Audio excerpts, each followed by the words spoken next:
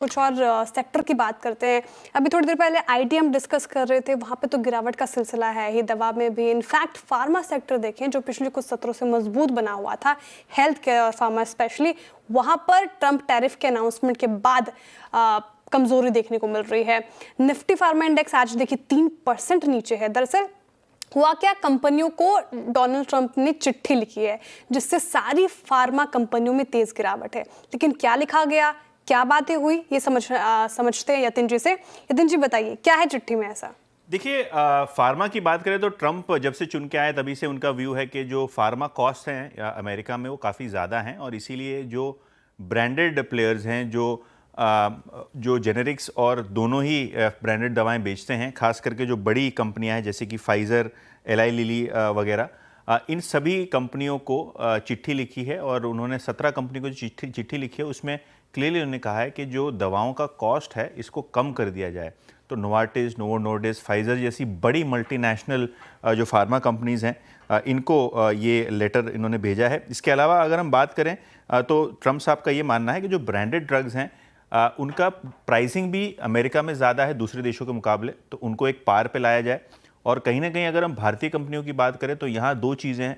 एक तो फार्मा पे जो ट्रंप दबाव बना रहे हैं उसका कितना असर हो सकता है, और दूसरी बात कि जो भारत पे टैरिफ्स लगने वाले हैं, क्या उसमें जो फार्मा एग्जेम्पशन है वो वापस लिए जाएंगे। तो इसके चलते आप सॉलिड तरीके से आज फार्मा शेयरों पे प्रेशर देख रहे हैं। इनफैक्ट सन फार्मा की बात करें तो 20% बिक्री पे असर संभव है, जो कि इनोवेटिव और स्पेशलिटी ड्रग पोर्टफोलियो है। इसके अलावा औरोबिंदो, लुपिन, सिप्ला, दिवीज, इन सभी शेयरों में आप दबाव देख रहे हैं, क्योंकि भारत लगभग $11 बिलियन यानी लगभग 90,000 करोड़ से ज़्यादा की दवाएं जो हैं यूएस में एक्सपोर्ट करता है।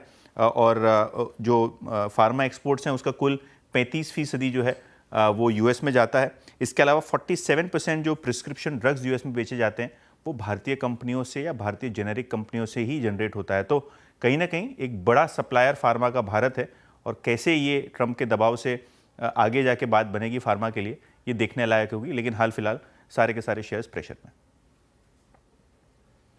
में हैं, और यकीन मानिए बाजार में पुल बैक इसीलिए नहीं आ रहा है।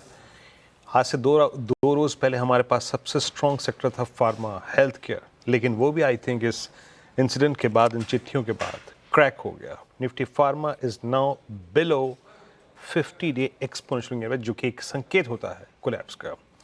इस बीच कल हमने सन फार्मा के नंबर्स को भी देखे, और एग्जैक्टली इस इशू पे सन फार्मा की जो मैनेजमेंट है उनका क्या कहना है, स्पेशली उनके सीएफओ से बातचीत की गई। आइए देखते हैं उन्होंने क्या कहा इस इशू पे।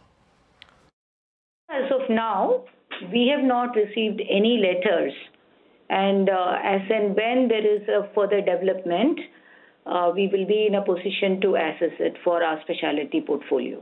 As and when we get the letters from the US administration, this could have an impact on some of our specialty products. जी हाँ, तो इस बात को ये अग्री करते हैं मैम कि ये प्रेशर पॉइंट रहेगा। खैर, मैं